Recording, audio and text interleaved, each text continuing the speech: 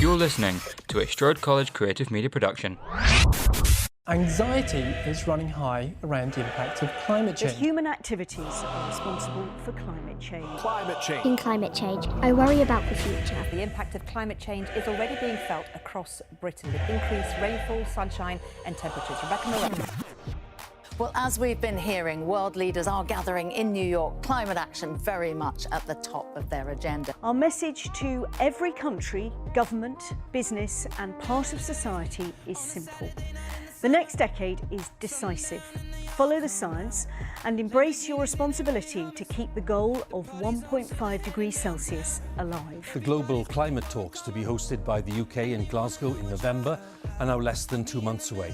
And today the UK government minister in charge of the conference, Alok Sharma, has been meeting his counterparts in China. As the world's fastest growing economy and a major polluter as well, China will be an all-important voice at the negotiating table. Welcome to the Strode College Climate Podcast with Connor, Sam, Freya and Max. Coming up on today's show, first up, it's Freya with the news. Then we go out and talk to people. Then we visit Interview Street. After that, there's top 5 climate criminals. Then to take us out, we've got Climate Fact or Fiction.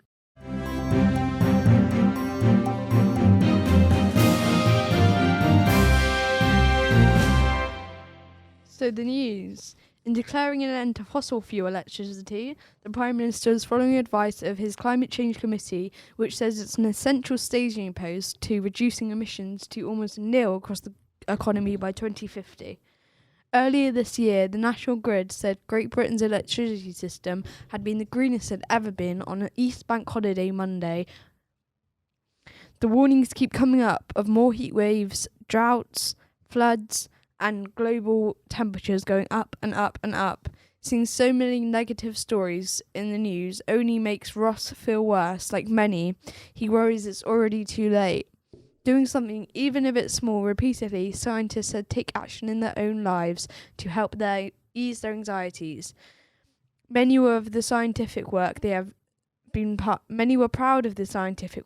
part of, but some also spoke about doing simpler things: recycling, eating a plant-based diet, insulating their homes, going on marching, and engaging with politics.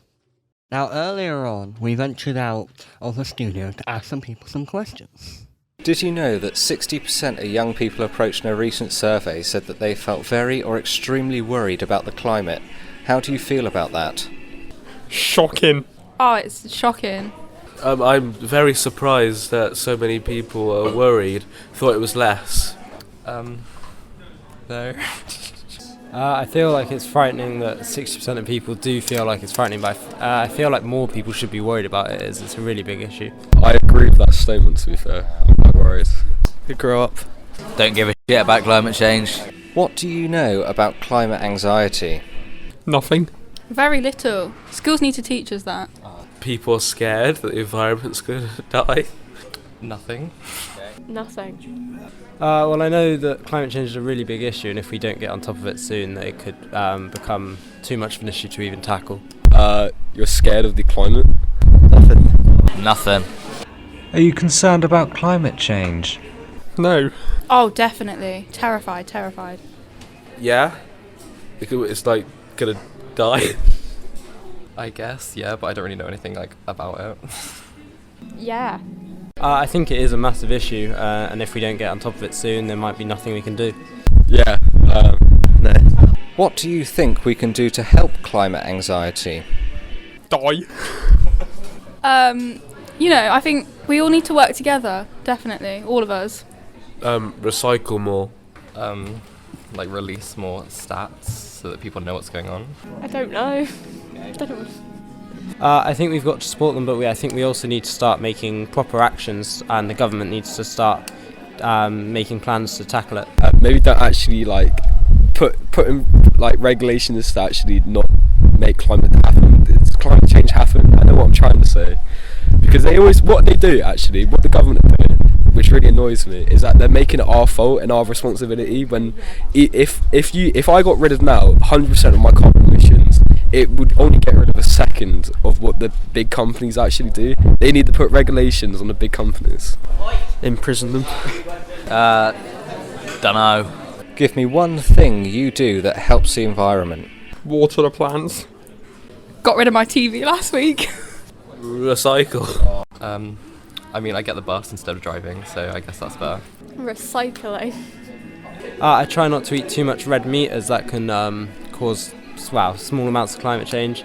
And I try to eat healthily and not. I'm vegetarian. Nothing. Get on the bus in the morning. That helps. Do you think we're all doomed? Hopefully. No, definitely not. No. Definitely not. Yeah. Potentially. There we go. I think not if we act soon, but if we wait too long, then it could be a really huge issue. Yeah, we're f***ed, mate. We're all buggered. We're buggers. It's already too late. Yes. No. So as you can tell, many members of the public do not yet know or understand climate change. People who have a life and can't be asked to listen to the news, but who can blame them? Back to the point. So as this whole thing is about climate anxiety, we should start talking about it. Freya, what exactly is it? Well, Max, defined by the American Psychological Association in 2017, climate anxiety is a chronic fear of environmental doom. Well, I consider myself educated. Moving on, a group of students and I went out and spoke to Jude Payne, who works in student support. Here are some of the highlights from that interview. Today I'm here with fellow students from Strode College and Jude Payne from Student Support, and we're going to be discussing climate anxiety. Jude, would you like to tell us a little bit about what you do? Yeah, hi. So I work with the student support team and look at the safeguarding and also admissions. So a lot about the student journey, and I've got a lot of experience in supporting students around mental health and anxiety. In your own words, can you explain what anxiety is in young people? Yeah, sure. So anxiety is actually a normal emotion. It's a physiological response to feeling threatened. So throughout history and time, we've always had this response. It's in the part of the brain called the amygdala, and it's how we respond to threats. Animals are exactly the same. So basically what happens is there's a stress response that's triggered by a perceived threat, and that is the fight or flight response. But what happens when anxiety becomes a problem is that actually the perceived threat either isn't a threat or there's an overreaction to it. So that the feelings that you have sometimes when you're having kind of anxiety, maybe around either going into a class or anxiety about leaving the house, it's a biological response that no longer is kind of needed. And so when it becomes too severe, then it can obviously be debilitating. But it is we all experience anxiety throughout our lives. It's a normal response. How common is it in younger people nowadays? Well, I would say I've been working in education for 10 years at least now, and I've just seen it grow. Do you reckon that's because it's actually just naturally become more of a problem, or do you think more people these days are just more comfortable being open about it? I think that's a really good point. I think it's actually both of those things. I think social media and people, has been great at being able for people to talk about it openly. So that's been a positive. But I do think social media has also fed into anxiety as well. So, but yeah, it's both scenarios. It's growing, but it is also more comfortable. People are more comfortable talking about it.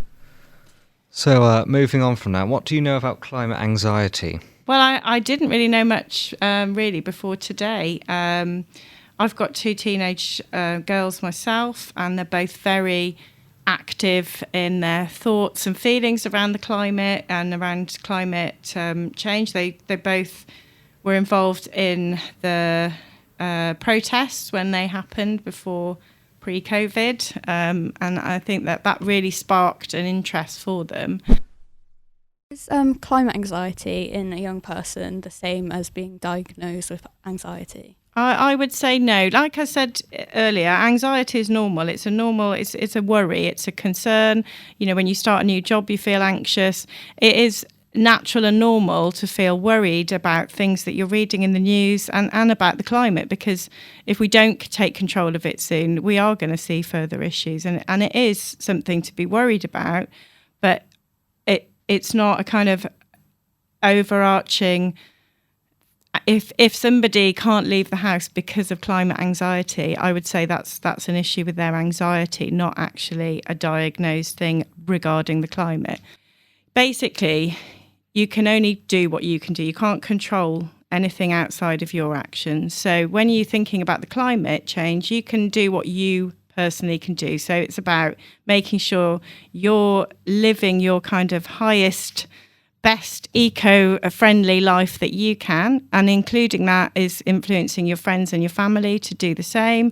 You can get involved in, the college and making sure that the recycling's and that people are turning lights off, etc. It's the small things that you can get involved in. What help is there available to the students at Strode College about climate anxiety? Okay, so we obviously have our student support team, and you have the tutorial system as well. So I think the tutorial system is really important within this, because if you're talking about climate anxiety, that's more around looking at what we can do to alleviate those stresses and concerns. So it's about coming together as a student collective and thinking about how we can kind of do better things in Strode College for the environment and to be more eco-friendly as a group of students. So I think the personal tutor and the tutorial system plays a really important part in that. At Strode College, we've obviously, as I mentioned earlier, got the student support team, and we do have, there's lots of leaflets and lots of online help as well. So there's lots of apps you can get around anxiety, like Headspace and Calm, just to help, really kind of ground yourself if you're having a moment that you need to kind of ground and be a bit more mindful about what's happening for you. It's really important to have a voice. And that's where I think, if you're really passionate about it, trying to get some kind of society together at college to give you some voice to kind of influence either people, who make the decisions at college, or for college to be able to go out and have a voice about, your fears around the climate and about what people should be doing. Like I said earlier, when it comes to any kind of anxiety, I like to write down what the concern is, what's worrying you, and then you look at what you can and can't control, and then you deal with it. But it's like any kind of illness. If you break a leg, you have to have physio to help you re-walk again.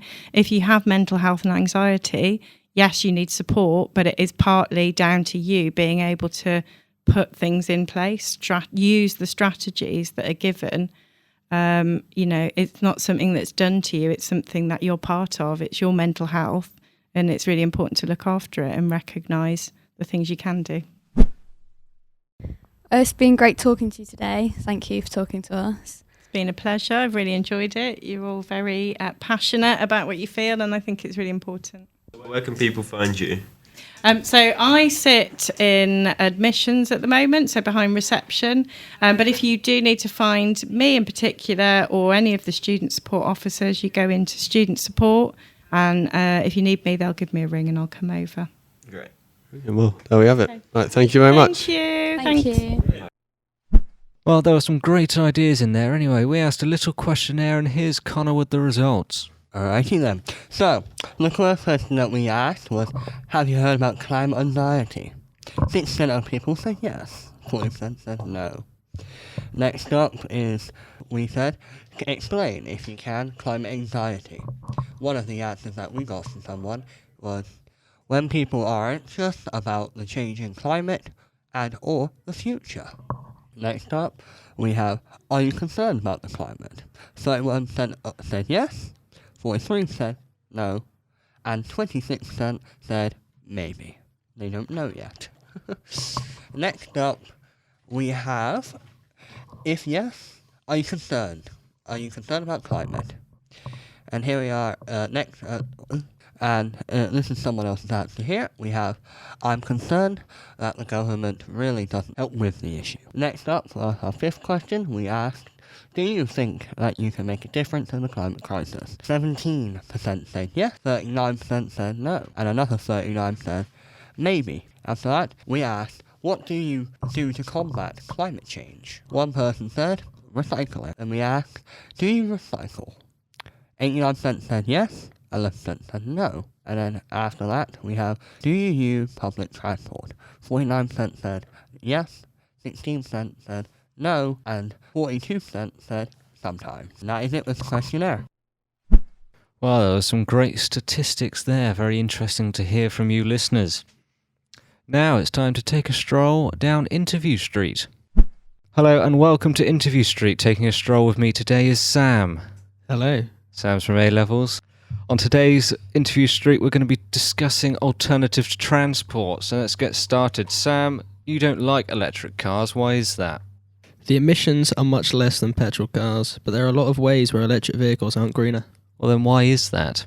Well, while driving, the lack of exhaust fumes might feel much cleaner, but one study in China says that producing an electric car produces 60% more CO2 than its combustion counterpart. This is mostly from the battery, lithium, predominantly mined in Chile and Australia, is at the heart of the battery. Cobalt, another component in the battery, is mostly from the Democratic Republic of Congo, along with a load of other materials, for the sake of time, I won't mention. Mining these materials causes its own emissions. Between 5 and 15 tonnes of CO2 are produced per tonne of lithium extracted. That's the same amount of energy 2 UK houses use. So we both like cars, but electric cars don't give the same excitement. We can see this in Formula E, it's just not as exciting as F1. As time goes by, how are they going to retain the same excitement in the sport if or when fossil fuels get banned? Well, speaking of F1, they made an exciting announcement last week for fans of the internal combustion engine. Formula 1 is aiming to field a generation of new power units by 2025. And the championship wants the engine to be powered by 100% sustainable drop-in fuel, designed to help Formula 1 achieve its goals of being net zero carbon by 2030. This 100% sustainable drop-in fuel, meaning it can be used in a standard internal combustion engine without any modification to the engine itself, will be laboratory created using components that come from either a carbon capture scheme, urban waste, or non-food biomass, while achieving greenhouse gas emission savings relative to petrol of at least 65%. So this is exciting for petrol heads because we still get the roar of an engine but without harming polar bears and baby seals. Anyway, by 2030 it's projected that there'll be 1.8 billion cars on the road with only 8% of them being electric. So what happens to the other 1.6 billion? Well, as Sam said, F1 are developing a drop-in fuel that is 100% sustainable and can be used in all ICE engines without compromising the power. So petrol engines can still be used and enjoyed. As for diesel, that can go and die. So we've reached the end of Interview Street. Thanks to Sam for joining me, and now back to the other Sam in the studio. Very insightful. Now it's time for top 5 climate criminals.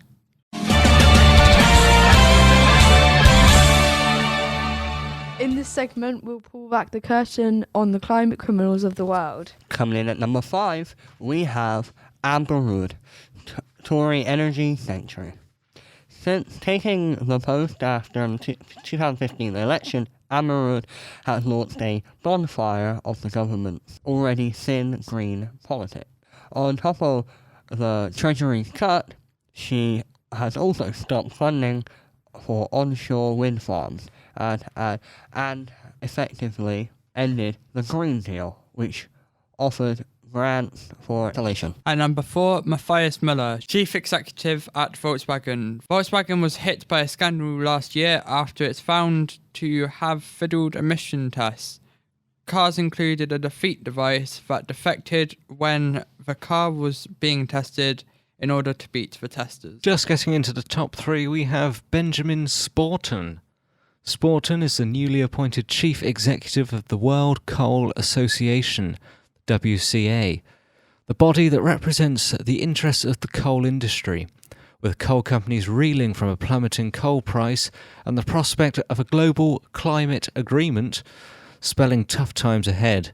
The WCA's job is to somehow convince the world that it makes sense to keep on burning coal, the most carbon-intensive fossil fuel of them all. Number 2, the Koch brothers. It's worth giving them 2 pieces when you consider the impact of Charles and Davis Koch. The brothers have a fortune of $30 billion each from their oil refinery firm Koch Industries, making them 2 of the top 10 richest people in the US. Coming at number 1, Donald Trump. Trump has outright many times said that he thinks global warming isn't real, and sometimes add that it was invented by and for the Chinese in order to make US manufacturing non-competitive. He also frequently tweeted things like, "I'm in Los Angeles and it's freezing. Global warming is a total and very expensive hoax." Coming up next, we find the true and the false of climate, fact or fiction.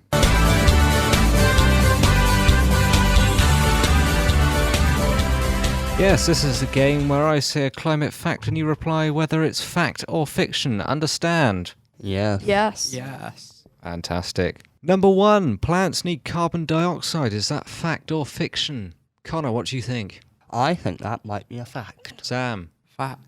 Fiction. Oh, well, Freya, you would be correct because it is fiction. They just store it. Number 2, the worst impacts of climate change could be irreversible by 2030. Is that fact or fiction? I think that all might be a fact. Fact. Fact as well.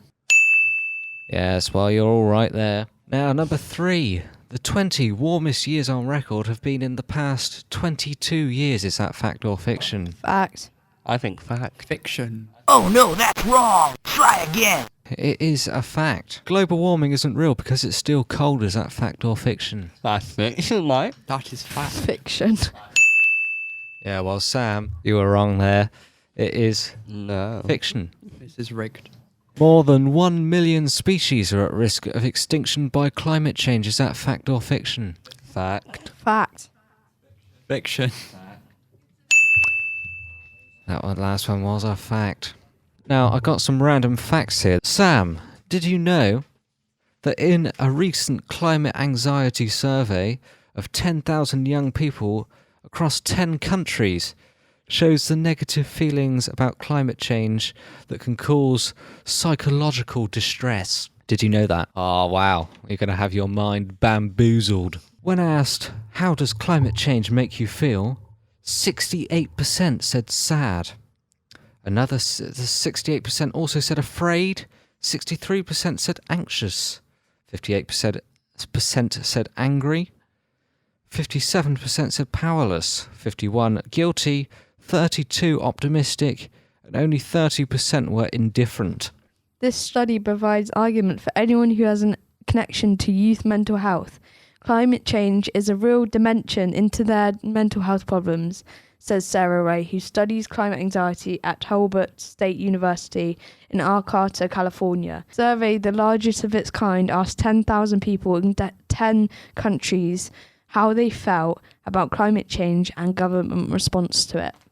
Now, more numbers for you to bamboozle your brain. When asked about how governments are responding to climate change, 65% of respondents agreed with the statement that governments are failing young people.